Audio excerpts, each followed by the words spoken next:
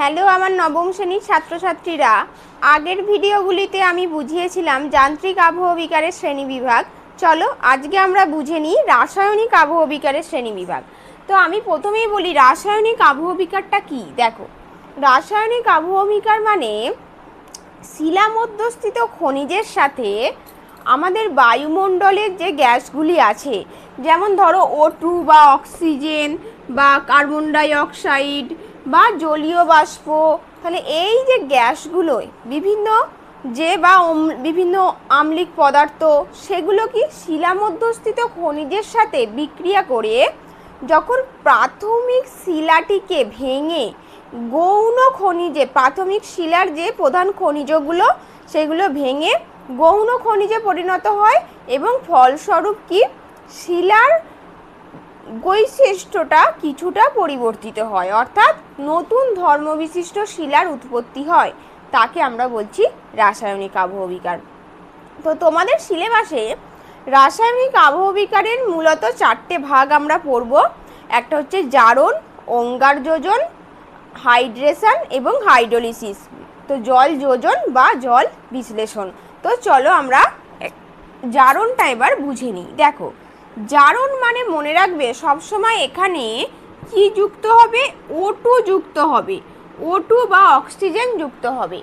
সেটা শিলা মধ্যস্থিত খনিজের সাথে O2 যুক্ত হবে, কিন্তু এখানে বাতাসের জলীয় বাষ্পটা খুব প্রয়োজন। জলীয় বাষ্প যদি না থাকে তাহলে কিন্তু শিলার সঙ্গে O2-র বিক্রিয়া কখনো সক্রিয়ভাবে হবে না।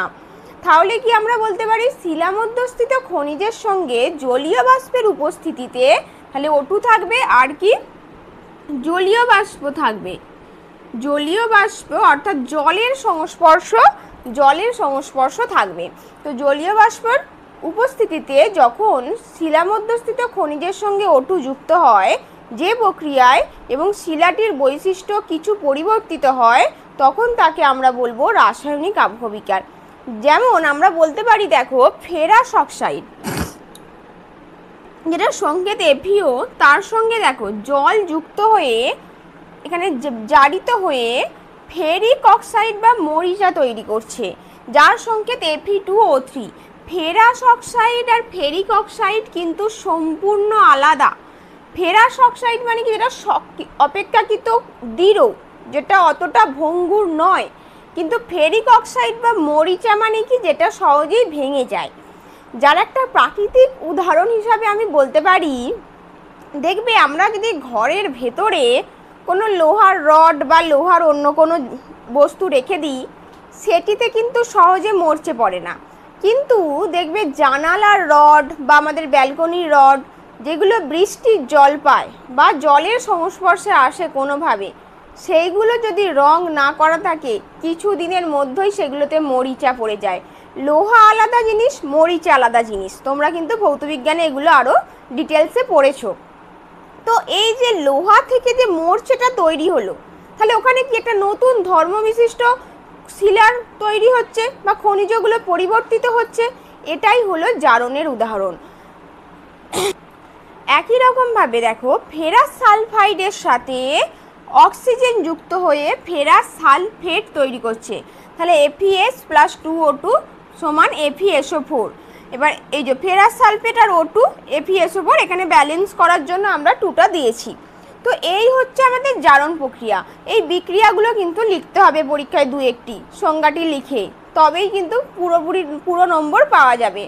তো যারা বিক্রিয়াগুলো লিখতে পারো না বা বিক্রিয়াগুলো ভুলে যাও, তাদেরকে আমি বলবো একটু প্র্যাকটিস করতে, তাহলেই মনে থাকবে। আর একান্ত না পারলে শুধু সংজ্ঞাটুকুই লিখে আসবে। সুতরাং এইটুকু মনে রাখো, জারণ মানে হলো সেখানে O2 যুক্ত হবে, জলীয় বাষ্প থাকবে, ব্যাস এইটুকুই মনে রাখলেই হবে। তো আশা করছি তোমরা জারণ প্রক্রিয়াটি বুঝতে পেরেছো। এবার চলো আমরা বুঝে নিই অঙ্গার যোজন, যেখানে অক্সিজেনের বদলে কার্বন ডাই অক্সাইড যুক্ত হবে। দেখো, অঙ্গার যোজন মানে মনে রাখবে এখানে CO2 অ্যাক্টিভলি যুক্ত হবে। জারণে যেমন O2 বা অক্সিজেন যুক্ত হয়েছিল, এখানে CO2 বা কার্বন ডাই অক্সাইড অর্থাৎ অক্সিজেনের 2টো অণু। তো দেখো এই যে কার্বন ডাই অক্সাইড প্রথমে কি করবে, এখানেও জল ছাড়া কিন্তু হবে না, তাহলে CO2 প্লাস H2O, কারণ বাতাসে জলীয় বাষ্প থাকে, সেখান থেকে জলের উৎস পেয়ে যাবে বা বৃষ্টির জল, তাহলে কি CO2 সঙ্গে H2O বা জলের বিক্রিয়ায় প্রথমে কার্বনিক অ্যাসিড তৈরি হবে। এবং তাহলে এটি দুটো স্টেপে হচ্ছে, প্রথমে কার্বনিক অ্যাসিড তৈরি হলো, দেখো এই যে H2O প্লাস CO2 সমান H2CO3, জল প্লাস কার্বন ডাই অক্সাইড সমান কার্বনিক অ্যাসিড, এবং এই কার্বনিক অ্যাসিডটা কার্বনেট সমৃদ্ধ শিলা, অর্থাৎ ভূপৃষ্ঠের ওপর যেগুলো কার্বনেট সমৃদ্ধ শিলা বা চুন জাতীয় শিলা, অঙ্গার যোজন কিন্তু প্রত্যেকটি আবহবিকার কিন্তু পার্টিকুলার শিলার ওপর, নির্দিষ্ট শিলার ওপর অ্যাক্টিভলি প্রভাব ফেলবে। তাহলে অঙ্গার যোজন প্রক্রিয়াটা কোন শিলার ওপর হবে, কার্বনেট সমৃদ্ধ শিলা বা চুন জাতীয় শিলার ওপর। ওকে, তো দেখো এই কার্বনিক অ্যাসিডটা CaCO3 বা ক্যালসিয়াম কার্বনেটের সঙ্গে বিক্রিয়া করে হয়ে গেল ক্যালসিয়াম বাইকার্বনেট বা কলিচুন, CaHCO3 তার হোল 2। এই বিক্রিয়াটা কিন্তু একটু ভালো করে মনে রেখো। আশা করছি তোমরা ভৌতবিজ্ঞানে এই বিক্রিয়াগুলো সকলেই কম বেশি প্র্যাকটিস করেছো। তো এই যে সমগ্র প্রক্রিয়া, এটা হলো অঙ্গার যোজন।